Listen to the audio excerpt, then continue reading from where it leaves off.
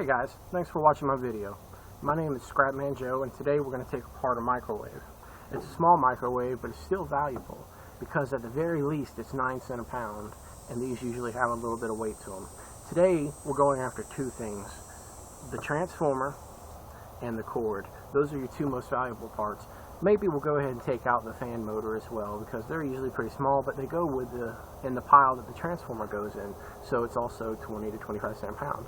The cord itself is only $1 a pound relative to other copper prices.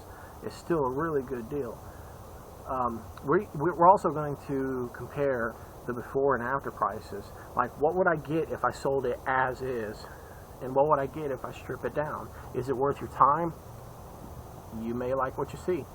Some items, such as the cord itself, isn't worth stripping down, because you may take the copper out and get a better price, but you lose all the weight of the plastic.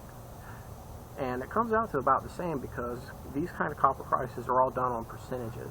If it's more than 40% copper, go ahead and strip it down, but most of these cords are only about 30%. So run your own tests, do your own theories, let's see how it goes. Hey guys, as you can see, I've thrown the microwave on the scale. It weighs 22.5 pounds. At 9 cents a pound, if I sell it as is, I'll make $2.02. Not a whole lot. Let's take it apart and see what we get. Alright, let me show you the tools that we're going to use today. We have a pair of wire cutters, a couple of screwdrivers, a hammer, a pair of needle nose pliers, and a pair of channel lock pliers.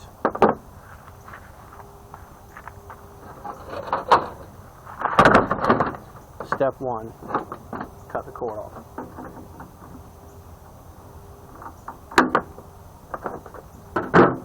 Just out of curiosity,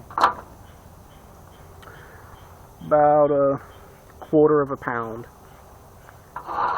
So it would take maybe, well, of course it'd take 4 to make a pound.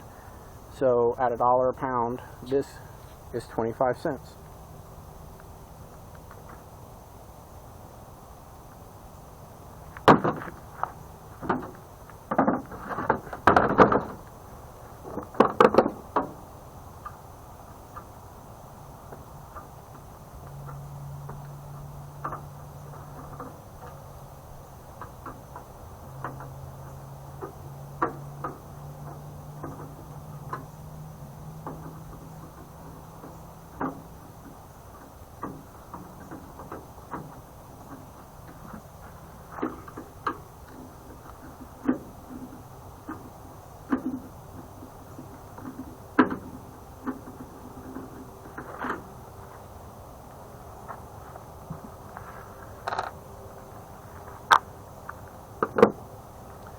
Now you're probably wondering why I would need a hammer to open up a microwave or to work on it.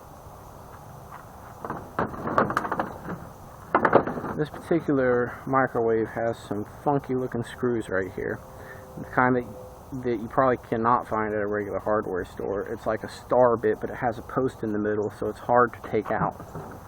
See if we can get a close up on that.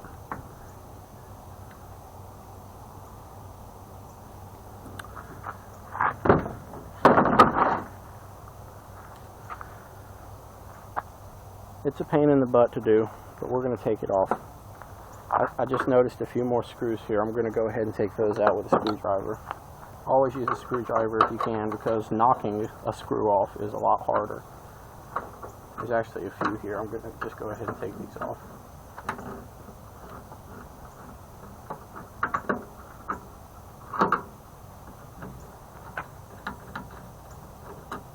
Removing every screw that you see is probably a good idea for anything you're taking apart.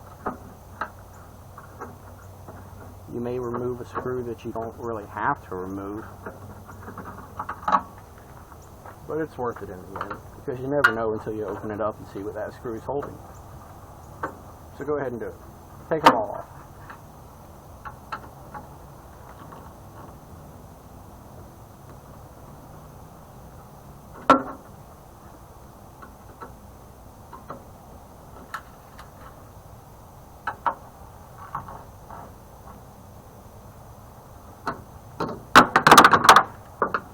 works better if you keep it in your hand.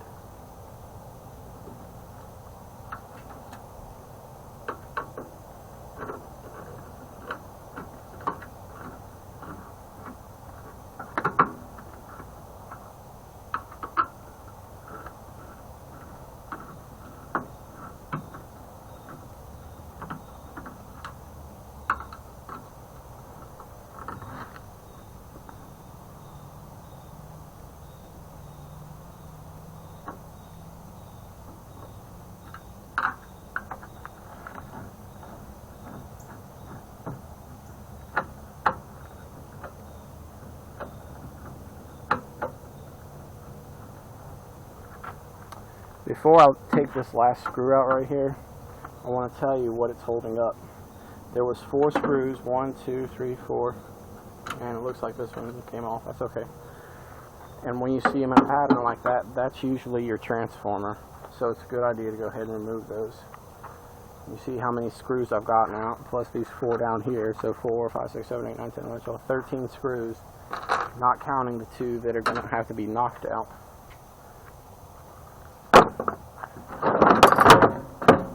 The goal when you're taking a hammer to this is not to go after the screw itself, but to go after the sheet metal that the screw is holding in place. So I'm going to take my hammer and I'm going to hit right here next to it so that it grabs this sheet metal and rips it away from the screw.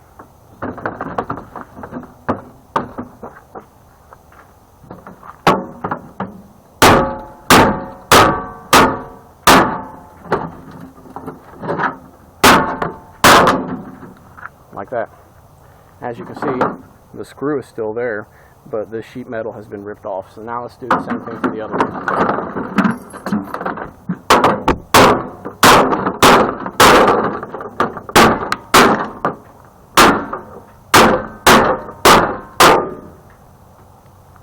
How's that for you?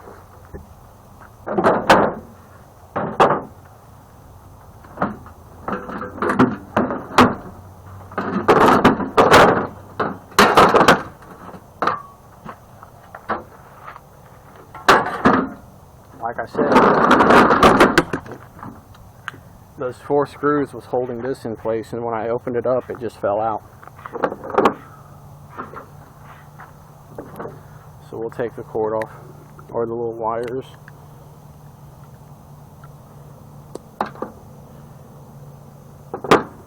And there you have it, one giant, rather heavy transformer. A lot of people like to remove the copper from this. I'm not one of those people. You probably would make probably twice as much off of this if you did it, but the amount of work that you go through to get this copper out just isn't worth it to me.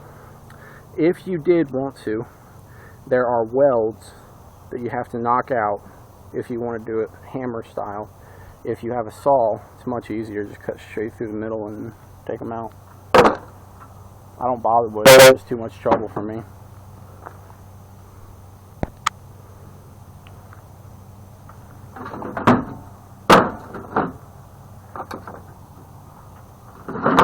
We also removed this screw, which as it turns out is holding this fan up.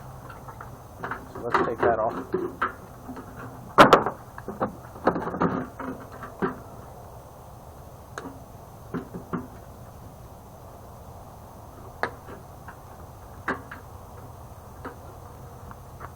There you go. There's your fan motor. I'll probably just turn this in as it is, but it also goes as the same thing as a transformer, so I'll just set it down with my transformer. Now this is the Magnetron. It's actually really neat. The way it heats up your food is it sends kind of like a beam of radiation into your food. Not harmful or anything like that. And honestly, I don't know if it's called radiation, but it sends a beam, probably closer to a light beam, into whatever's inside. And it makes the molecules in your food vibrate. And anytime something vibrates, it causes friction. And that's how your food heats up.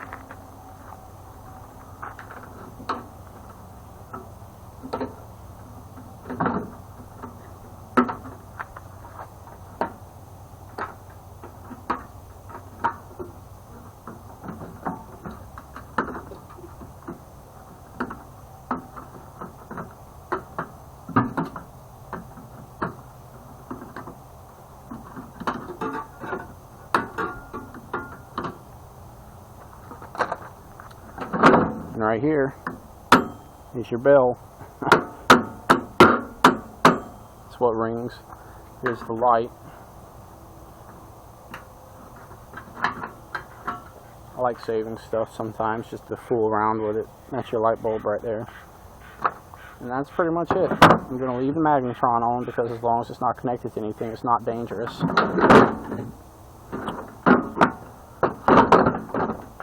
But this will come off. This is your capacitor. Most places will not accept a capacitor if it's still in the microwave. So there's a screw holding it on. Let's take that off real quick.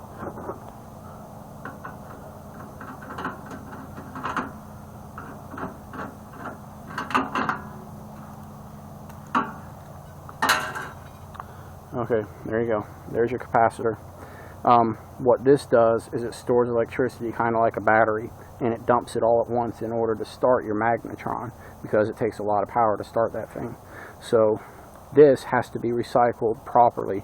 Take it to your recycling center and let them take care of it, because this is dangerous. And when you squeeze it like you put it into a shredder, which is what most of this stuff goes through, it can explode and cause fire.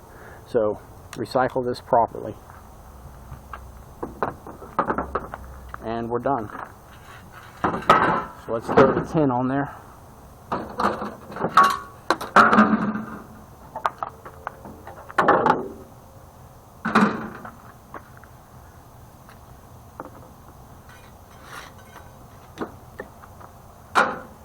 And we still got 13.5 pounds. So there you have it. 13 pounds at 9 cents a pound would be, I don't know, $1, just shy of $1. Okay, so you got $1 in metal.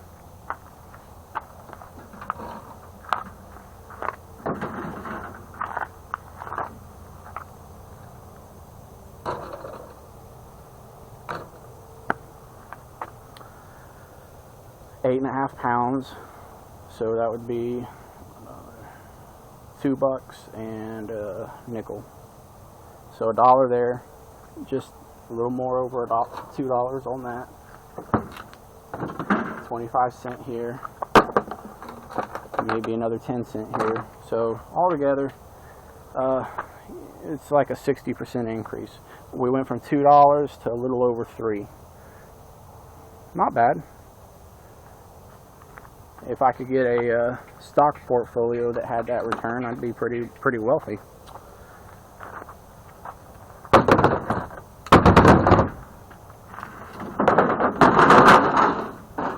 And I was serious about this capacitor. Make sure you recycle it the correct way. Take it to your county recycling office.